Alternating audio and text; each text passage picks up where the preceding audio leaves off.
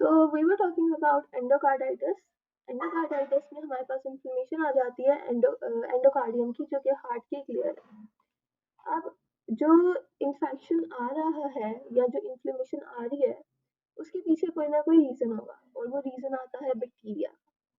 अब बैक्टीरिया जब इफेक्ट करते हैं तो वो इन्फेक्शन कॉज करते हैं। अब डिफरेंट टाइप की बैक्टीरियाज होते हैं, डिफरेंट टाइप्स की उनकी पैथोजेनिसिटी होती है जो कि इफेक्ट करती है। कुछ बैक्टीरियाज हाई वायरलिटी के होते हैं, कुछ लो वायरलिटी के।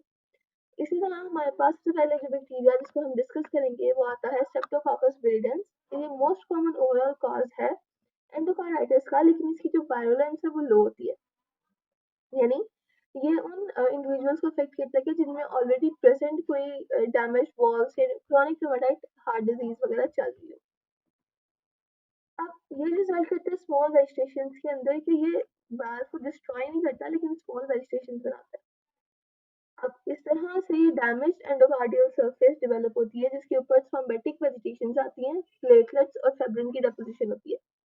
और ट्रांजिट बैक्टीरियमिया जो कि लीड करता है ट्रैपिंग ऑफ बैक्टीरिया को इन द वेजिटेशन।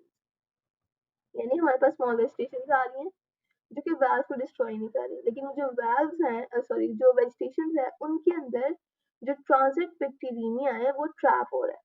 और पॉलीफेनेटिक जो एंटीबायोटिक्स होती हैं वो डिक्रीज करती हैं रिस्क ऑफ एंडोकार्डाइटिस को। नेक्स्ट हमारे पास है स्टेप्टोकोकस ऑरिस। ये मोस्ट कॉमन कॉज है आईवी ड्रग अब्यूजर्स के अंदर एंडोकार्डाइटिस का। अब ये एक हाई वायरुलेंस ऑर्गेनिज्म है जो कि इन्फेक्ट करता है नॉर्मल वाल्व्स को और मोस्ट कॉमनली ट्राइकस्पिड वाल्व को, जो रिजल्ट करती है लार्ज वेजिटेशन के अंदर जो कि डिस्ट्रॉय करता है वाल्व को, यानी एक्यूट एंडोकार्डाइटिस की कंडीशन आती है इस केस में। जो स्टेप्टोकोकस एपिडेमिडिस है ये एसोसिएटेड है endocarditis of the prosthetic valve. Streptococcus babies associated है एंडोकार्डाइटिस उन पेशेंट्स के अंदर जो कि ऑलरेडी किसी कोलोरेक्टल कार्सिनोमा से गुजरे हैं। अब हेसक ऑर्गेनिजम्स के अंदर हमारे पास ये 5 ऑर्गेनिजम्स आ जाते हैं, जिसके अंदर हीमोफिलियस, एक्टिनोबैसिलस, कार्डियोबैक्टीरियम, एक्टिनिलिया एंड किंगेला, जो कि एसोसिएटेड है एंडोकार्डाइटिस के अंदर और जिनके अंदर नेगेटिव ब्लड कल्चर्स है। अब इसके जो क्लिनिकल फीचर्स आते हैं उनमें आता है फीवर जो कि बैक्टीरियम यानी बैक्टीरियल इन्फेक्शन की वजह से आता है। मर्मर जो abnormal हार्ट साउंड्स है वो due to the vegetation on the heart valve. Janeway lesions इसमें हमारे पास एथेमेटस नॉन टेंडन लेयन आती है on the palm and soles. Non tender मतलब जब हम हाथ लगाते हैं तो उसमें दर्द नहीं होती।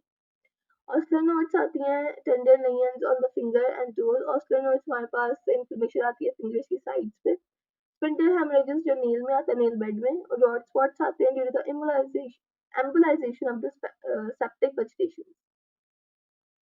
एनीमिया आता है क्रॉनिक डिजीज का due to the chronic inflammation. Laboratory findings में हमारे पास पॉजिटिव ब्लड कल्चर्स आते हैं। एनीमिया आता है क्रॉनिक डिजीजेस का, जिसमें हमारे पास low HP levels, low MC levels और फैटिन वगैरह ये सारी चीजें लो होती हैं। Transoesophageal endocardium is useful for detecting lesions on valves. ये भी ईसीजी की एक फॉर्म है। नॉन बैक्टीरियल थ्रोम्बोटिक एंडोकार्डाइटिस आता है स्टेराइल वेजिटेशन की वजह से, जो कि एसोसिएटेड है हाइपोकोगेबल स्टेट के साथ या अंडरलाइंग एडिनोकार्सिनोमा के साथ। जो वेजिटेशन है वो अराइज होती है मिट्रल वाल्व से और अलोंग द लाइंस ऑफ फ्लोयर, और जब तक वो रिजल्ट करती है मिट्रल रीगर्जिटेशन को। अब जो लेबनान सैक एंडोकार्डाइटिस है ये स्टेराइल वेजिटेशन की वजह से होता है, जो कि एसोसिएटेड है एसएलई के साथ। जो वेजिटेशन है वो प्रेजेंट होती है सरफेस के ऊपर और अंडर सरफेस के ऊपर मिट्रल वाल्व के। और ये भी मिट्रल रिगर्जिटेशन